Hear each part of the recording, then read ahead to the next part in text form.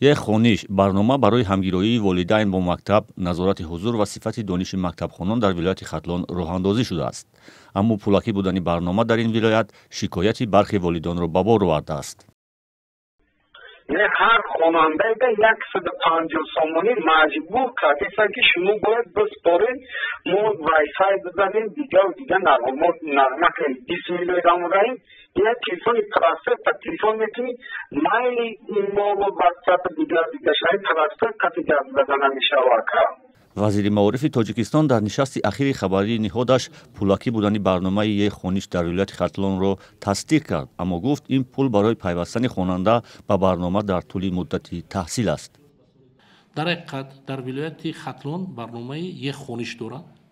در یک خونیش در مدتی با فکرم اگر خطا نکنم 11 سال تحصیل، هر سال به اندازه 13 سومون یک سالش. این همون 130 سومونی که شما زیر گفتین، 150 سومون، این در مدت 11 سال تحصیل در بر میگیرد. یک مونه است. 11 سال تحصیل است. همین قدر است.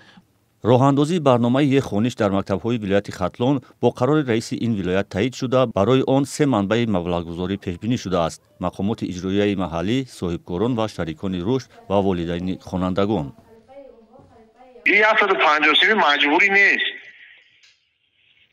با در برابر این 3 نفر زیاده از 3 نفر باشد آزادند. عائله های کم بضاعت آزادند. عائله های معیوب و بیماری دارند آزادند. یک خونیش برنامه اطلاعاتی بخش معارف است که از سوی سازمان جمعیتی جرأت ساخته شده است.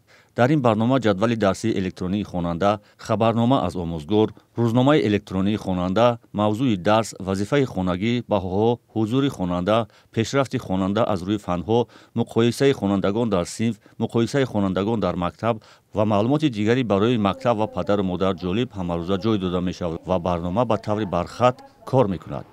والدان با وسیله گذرواژه به این برنامه وصل می شوند و امکانی نظارت فاصلوی فرزندان خود را دارند. از جمله هر وقت که مکتبخوان به مکتب وارد شد، برنامه با طور خودکار و پدر و مادر پیامک می‌فرستد که فرزند شما وارد مکتب شد یا از مکتب جواب شد. در مکتب‌های شهر دوشنبه این برنامه با نام یک دانش چندین سال است که راه اندازی شده است.